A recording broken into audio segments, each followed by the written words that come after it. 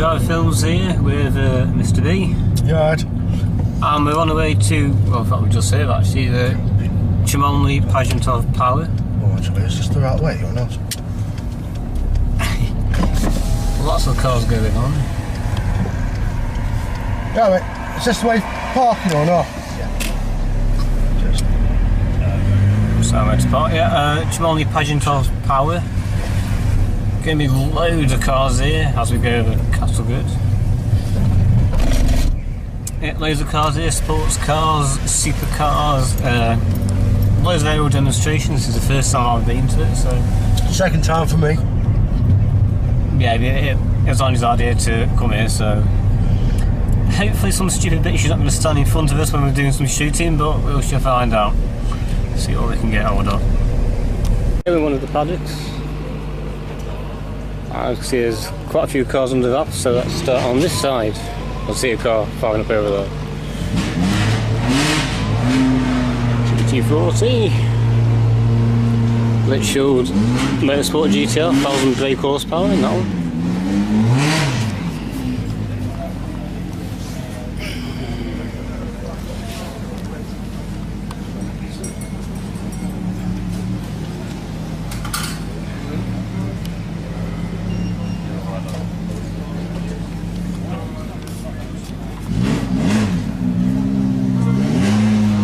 Lotus 18 F1.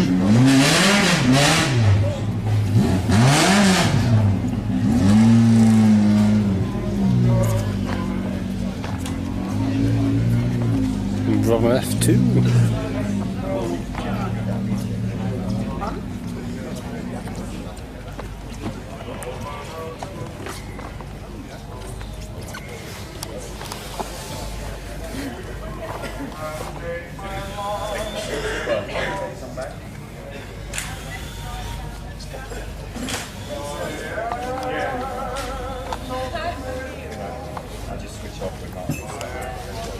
Uh, 1970s McLaren N10B under the ups there.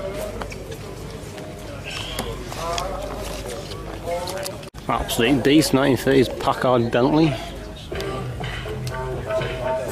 Just standing so you can tell how much noise it kicks out, bloody hell.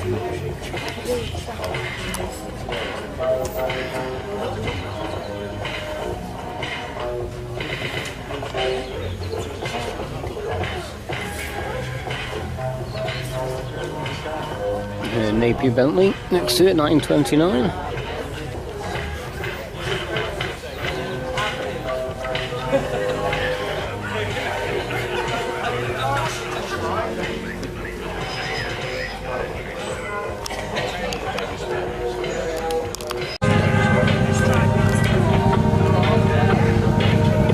A bar for seller, 1973.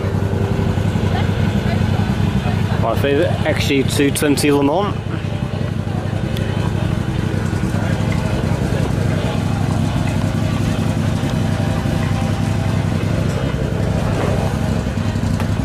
The Porsche. Chevrolet Camaro, 1973.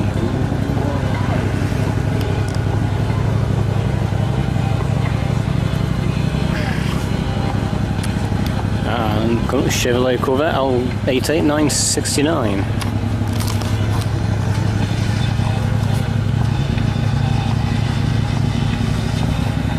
Fraser Nash 948.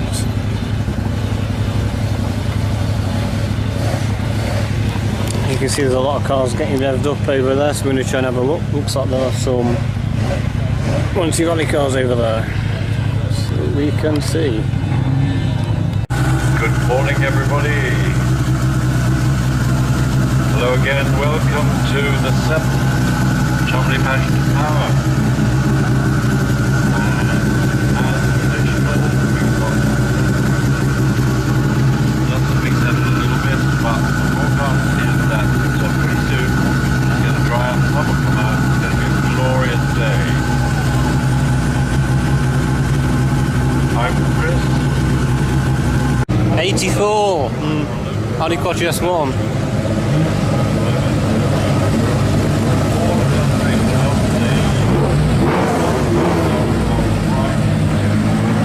Sure.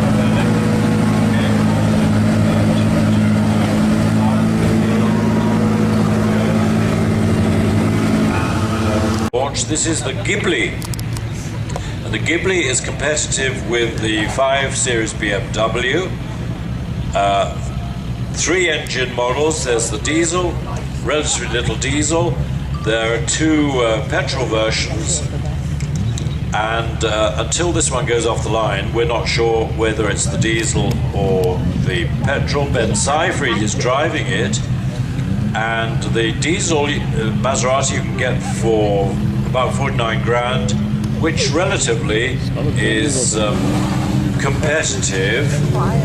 No, that's the petrol one, which is a bit more expensive, consumes a bit more fuel, but 49 grand. A funny engine, a narrow angle V4 engine, and the road-going version was quite heavy and beautifully built, but Lanza took all the weight out of it and tuned the engine a bit. And in the early 70s, this little four-wheel front-wheel drive was immensely successful. It was up against the Mini, of course. Mini, as we all know, won the Monte Carlo Rally in 1960.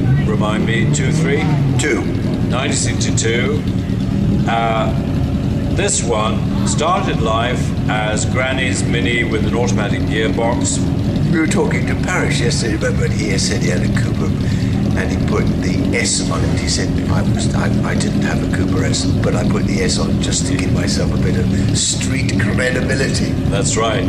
Wizzo Williams, and he said he spent a lot of his youth climbing out of ditches, having ditched his Mini. This is Barry Holt, and Barry, the principal of the Bluebird Group. Barry fitted this Mini with a cylinder head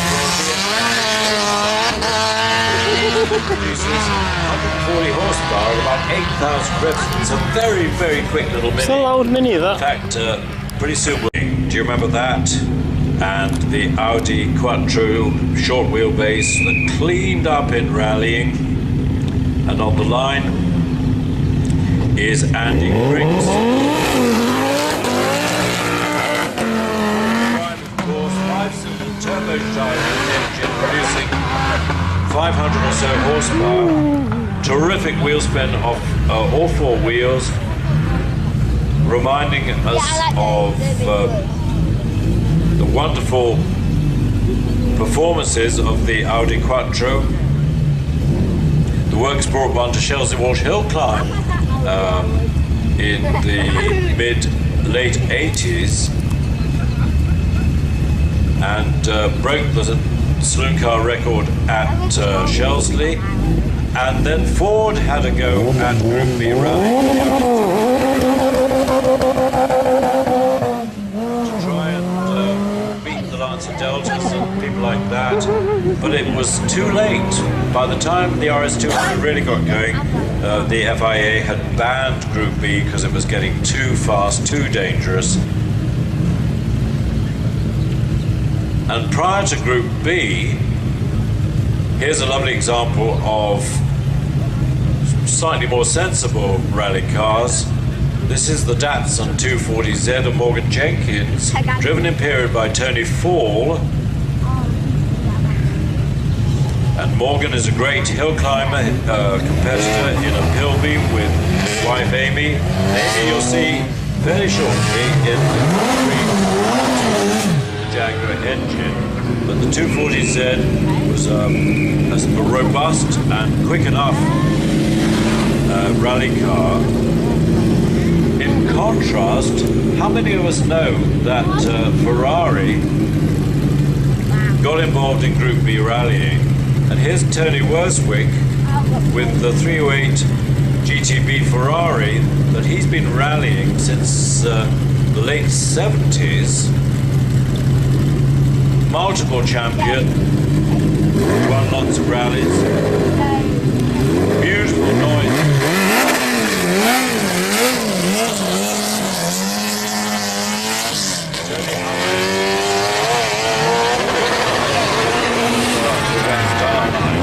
And in a second you'll see the great advantage of four-wheel drive. Here's Justin Law. Justin is driving the fabulous Lancia Delta Integrale, which really was the star of Group B rallying. And just of course, immensely quick driver, both around the circuits and up the hills. There's frequently one got fastest time at the festival speed in January, winning cars. Beautiful start, just keeping that wheel spin under control.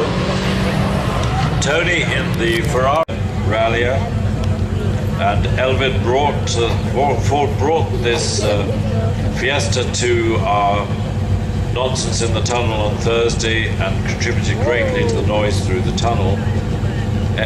Of course, all the cars had to obey the speed limit, but there were no laws about how quickly they could get from 0 to the speed limit, and you can imagine the acceleration, the noise, and then everybody behind the bridge. You can see on the big screen, and you can judge how spectacular the leap over the bridge is and whether it's likely to win the prize. There goes Elvin over the humpback bridge. No, didn't take off, won't win the prize. Back to rally cars. Prior to Group B, Lancia, you remember the little HF Fulvia that led off this group of rally cars? It was followed by the Lancia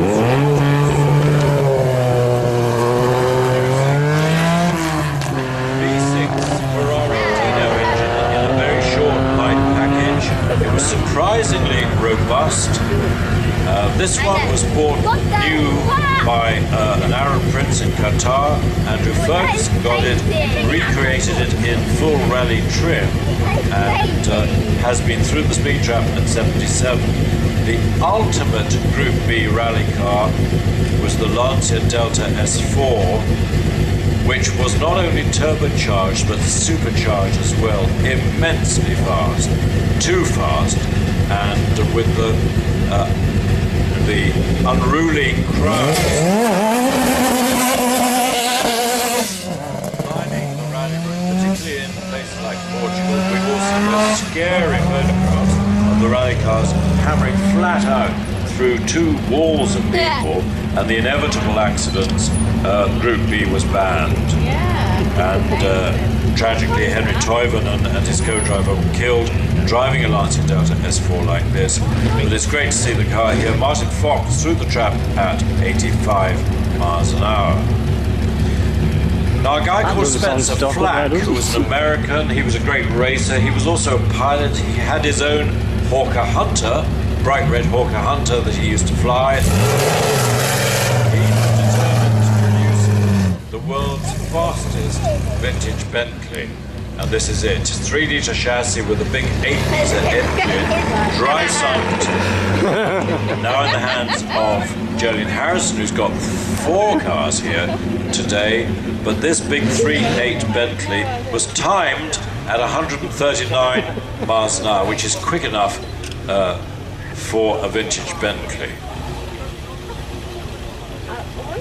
By contrast, most 8-litre Bentleys were produced as luxurious touring cars rather than having sporty bodies, ready to compete with Rolls-Royce. And this one on the start line was Mr. Bentley's own car, with the original saloon bodywork, lovely inside, big boot on the back, with which W. Bentley would go touring. 100-mile-an-hour car. Realizing what's on the silver screen. Yeah. I haven't seen one of them. Now then, Mabel or Neighbors. Maybelline. This is something fantastic. This is Chris Williams' creation, underground driving of an 8-litre Bentley chassis. But what's that engine? It's 42 litres of Packard aircraft.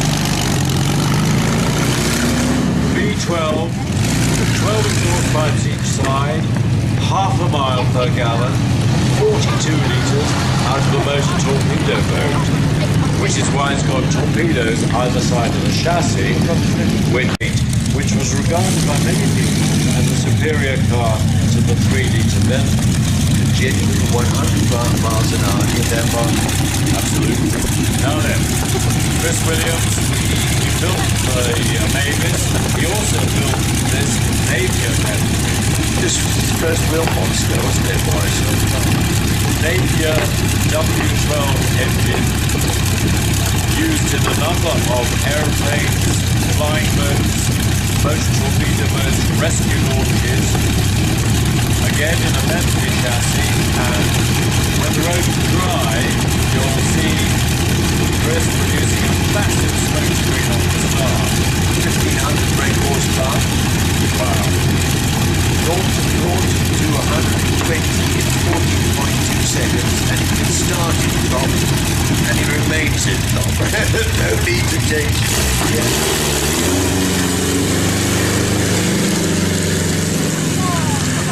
Chris producing not smoke from that right-hand rear wheel, but steam. So he's made a great contribution to drying the track on the start line. So not only can he have...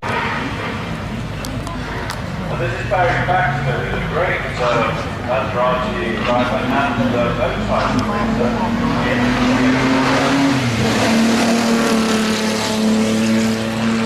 Lava, is it Brian riding it? Guess so. So nice. He missed out on the first run, fine touch, but he's been allowed to go. Little 125 or 115cc, very difficult to get off the line. Massive gears. Amazing gears apparently. 80. Stuart Graham was racing a 50cc bike.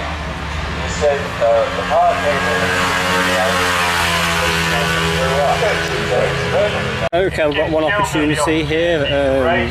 Sporting Bears, Dream Rides. Basically what you do is you give a donation and you get to have a go, get to have a passenger ride in some lovely cars. Lamborghini, BM, Lotus, over there it's a replica, but it's very good. But I'm going to be in the Ultimate GTR, so hopefully I'll get some footage of that.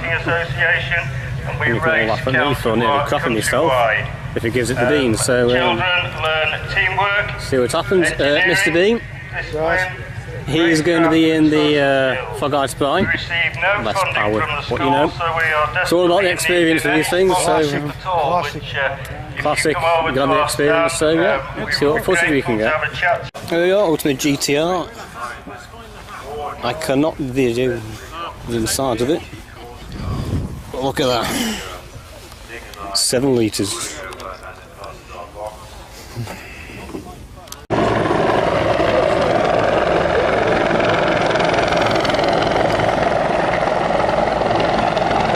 So, what do you think of the Fog Eye Splites? Oh, to be honest with you, we just, well, we got to 65 miles an hour, but it felt like we were doing 100 miles an hour easily.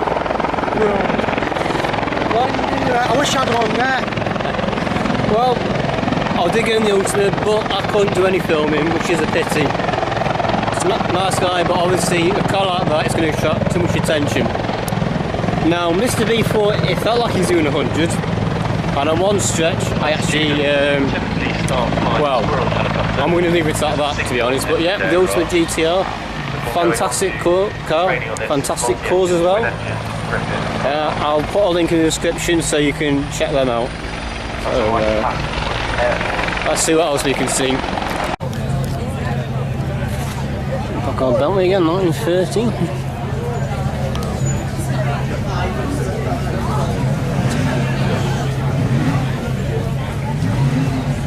So keep an eye on the sky. Johnson's bringing the hunter up from Cardiff, so he's coming up from the southwest. So he'll be over the lake.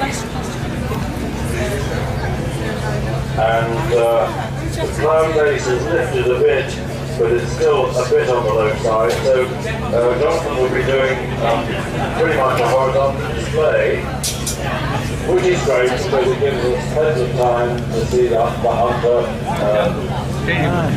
We won't be going, we might be going up to a whole of the car. Cholmondely Pageant of Power. It's been buzzed by the whole of London.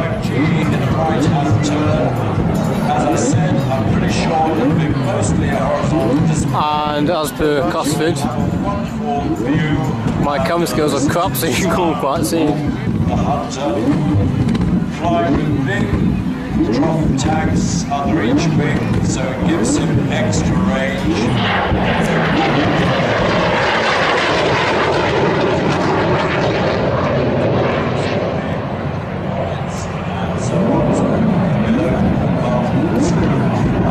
Bravo roll for the win. Cannon firing through the nose cone, but now of course And I've lost him. it's not equipped for shooting anybody down, it's equipped for producing these beautiful displays. Jonathan himself Where's he gone? flew for the Royal Navy, Yeah. and the Navy he flew hunters and seagulls and stuff like that.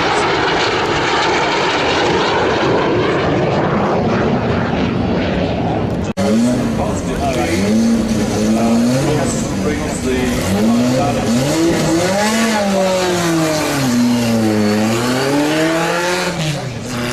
to stop one going down.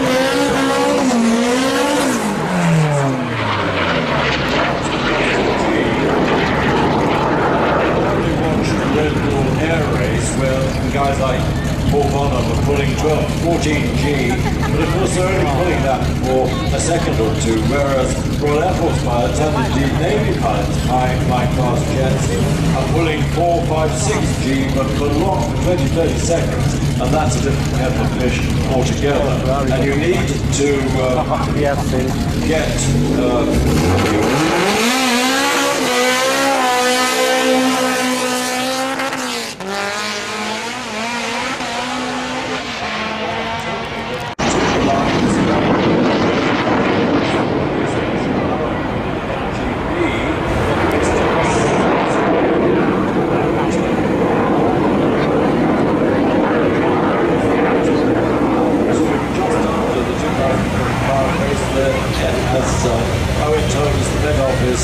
has said the main car base is about 2,000 feet, but there's mostly clouds as the engine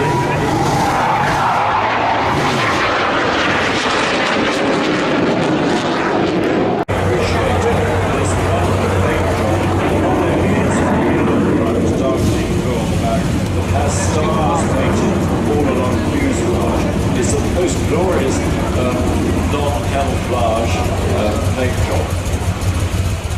We've got another Minchon in this amazing Chevrolet Malibu. It's Alan the Boss, Demon Tweaks Minchon. Alan started Demon Tweaks providing lovely bits and pieces for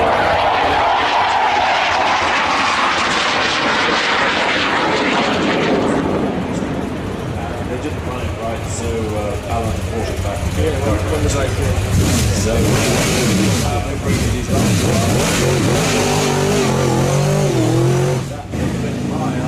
about 2,500 feet. Lovely curving, down turn around to us again. Yesterday, Jonathan finished his display with a really high-speed pass directly over the Mia. Now,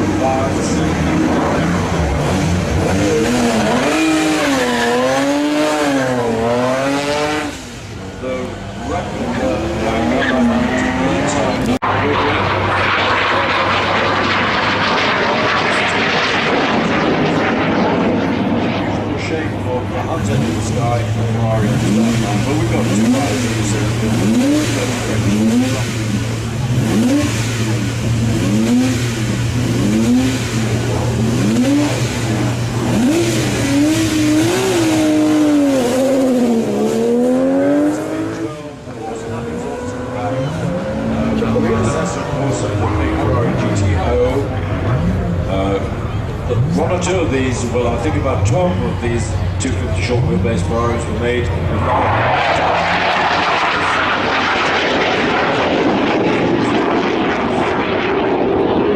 Lotus 23B.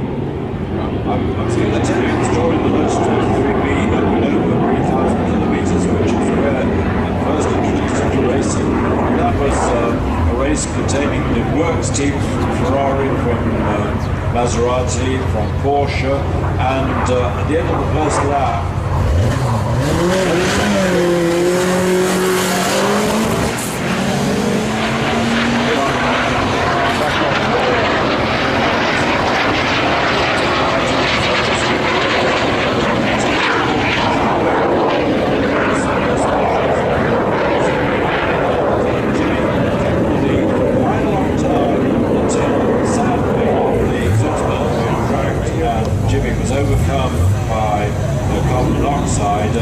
slid off track, did a little bit of damage to the Lotus, not any to himself, but had to retire from the race. Where's Misdemeanor? Have we still got him? Got her in the sky? A couple of runs. Meanwhile, Tom Wheel takes down Richards. Why, it's not a Le Mans replica, but you can tell by the low set headlights, the swage line wrong beside the body, no boot lid. It's Frazer-Nash number 2, the second post-war Frazer-Nash. Number 3 got to third place in the 1949 with his body shape. We're called the more They could beat it at the media because that's where the lights were put so low down, because their start time I think was 4:35, whereas they thought initially they were going to be just trailing through the night time, so they put lights on, hence why the position is in the car now. Here is the car that features on the front page of the program. It's the Ferrari 1950 Ferrari 166 212, means 2.5 litres. Started life as a 2-litre V12, little tiny little V12 in there, and because in 1952 the formula was a Grand Prix.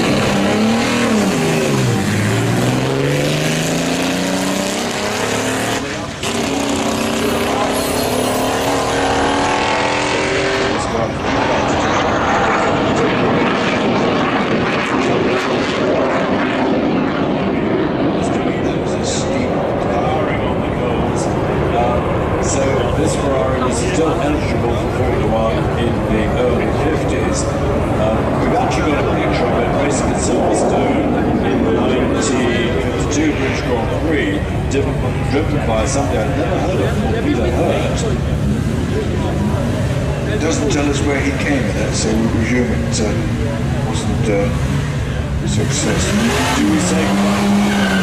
We do say hello to the Aston Martin DB24, Aston Martin's first hatchback sports car, DB2, the original post-war Aston Martin. Well, there was a DB1, but we'll mention that later.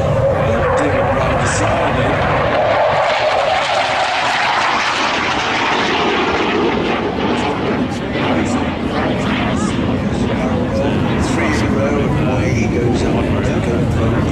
so John back up to Cardiff. Thanks to him, he won't hear us of course, but thanks for a wonderful display. And onto the line comes this really interesting Alta Grand Prix car. When you have a look at this car in paddock, have a look at the front springs, because you won't find any. It hasn't got springs, it's got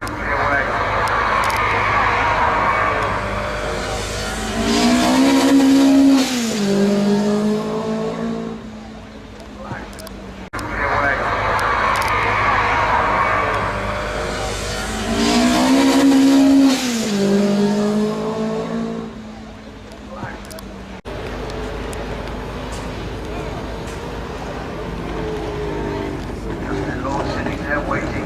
We've got John, where we go.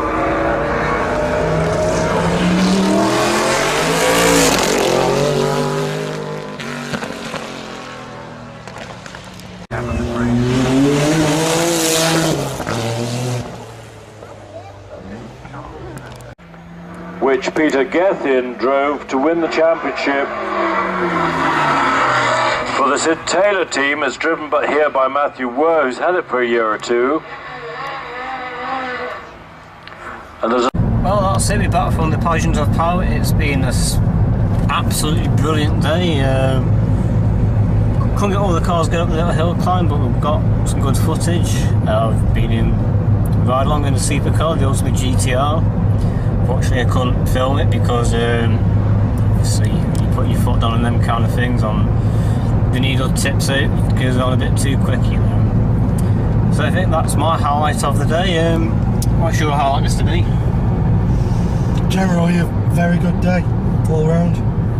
And it rained much. Yeah, spot of rain in the morning, so you know, rain, it's fine. You can do what you want, so I don't give a toss. Yeah, it's been a great day, and I definitely recommend going to the Pageant of Power. It's a brilliant day out, doesn't matter what day you go, and link for the description for the charity is going to be below. I'll put that in there. Give that a check out, and thanks for watching, and we'll see you in the next vid.